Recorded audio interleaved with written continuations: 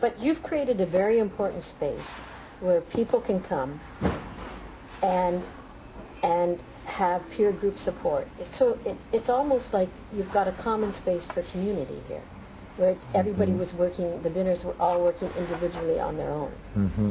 And we know that at Rural Roads, for example, the most effective learning is peer group learning. Mm-hmm. We call it cohort-based models. And that's where sometimes the most meaningful change comes. So by providing, it's interesting to me, by providing the space, then community, and then out of that grows networks between the people of support for one another.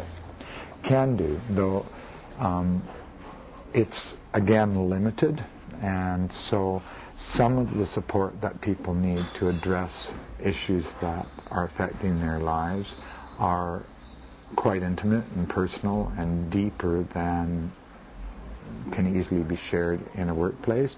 Sometimes folks develop relationships with one another that support each other through positive change. Sometimes that support keeps people locked into behaviors and limits our ability to broaden our perception of how the world is and how we are in it. And so there does need to be, within that dynamic, a catalyst that continues to open up the possibility that the horizon is broader than what the group sees it as. And so,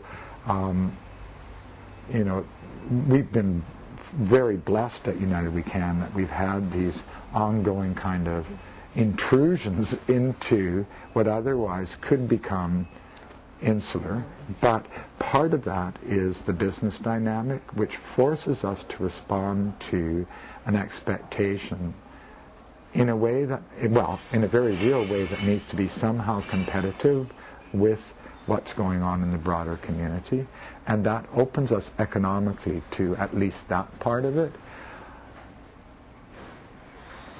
I'm not personally sure whether that's a good avenue, whether economic value is a good avenue to go, but it happens to be a really significant avenue in this society, which is driven by a capitalist motive. And if we're not participating in that, then we're kind of excluded from that part of this society.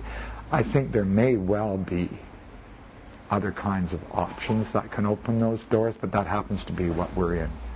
So we can't just ignore that. But the main thing is to find the ways to open up the possibility that there really is more going on and it is possible to change into something more. So while we don't set up, horrendous hoops for people to jump through, we do try and identify meaningful steps that we can take together, where we can see at least that we can take the next step. We don't necessarily understand the whole plan, and that's an anxiety that we have because we're constantly asked to plan the whole future. We've just gone through a 5-year business planning process that is really necessary and important for us to do, to sort of think about where we're going. But what our experience has been, my experience anyway, and I think the group would concur, is that we can only do that next step. Now, some people's next step is valued differently. For example, we've got a fellow now that's getting his training to drive the truck. Well, not everybody here is going to be able to accomplish that. Others may be able to do accounting, but not everybody here is going to be able to accomplish that.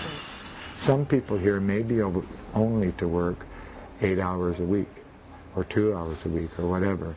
So we try and find a way that recognizes where a person is at, values that, and opens up the opportunity for them to step into something that they can accomplish that's realistic.